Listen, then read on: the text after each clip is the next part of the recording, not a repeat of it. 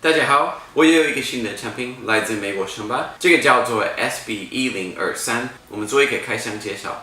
首先，这是美国上吧 SB1023 FM 广播蓝牙喇叭时钟闹钟。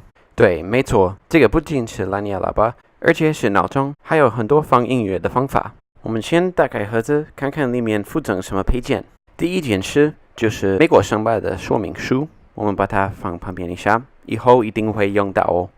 第二个就是 SB1023本身，我们看看 SB1023的美丽外观。SB1023的功能很多，所以我会一个一个的介绍给你们听。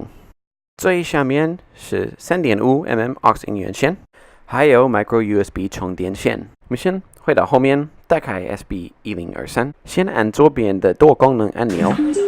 听到这个声音后，就代表可连接，上面也会表示 BT， 这个代表 Bluetooth， 所以我们就回到手机的画面上。倒数第二个就是 SB1023，现在连接成功。下一个是免持通话，如果要接一个电话，按右边的听播放音乐的按钮。如果要挂电话，再按一次就好了。如果要拒绝电话，来电时按这个按钮2秒就会拒绝。我们现在看看音乐的功能，这里就是下一首或是增加音量，按久一点就会增加音量。这个是上一首，或是如果你按久一点就会降低音量。最右边的按钮就是听播放的按钮。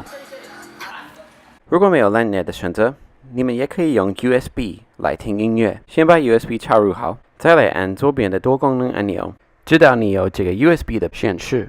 下一个是 aux 音源线，先插入好手机，再来 SB1023，然后按最左边的多功能按钮，直到你有 aux 这边的显示。接下来还有 Micro SD 的选择，先插入好了以后，就会有这个样子。我们再一次回到前面，按左边的多功能按钮，直到你有这个 SD 的显示。现在就可以播放，然后享受你的音乐。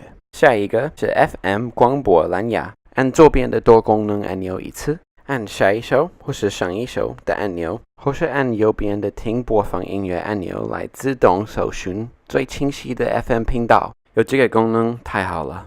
接下来我们要用播放听音乐的按钮来定闹钟或是设定时间。先按了以后要一直按，直到消失的数字在闪，你就可以用下一首上一首来设定。下一个是分钟数字就会闪。下一个就是定闹钟，你想起来的时间就可以用下一首上一首的按钮来设定你的闹钟。我5点半要起床，所以我要设定好，只要有闹钟的显示，意思是打开了。如果要关起来，按一次就可以了。充电的时间很短，内置有2000 mAh 高容量充电电池，这个代表可6个小时的无线播放时间，或是10个小时的通话时间。音质好，功能多。这就是美国商吧 SB1023的评论。我再次代表美国商吧邀请各位加入官方脸书，请按下方链接。谢谢你们的观赏，下次见。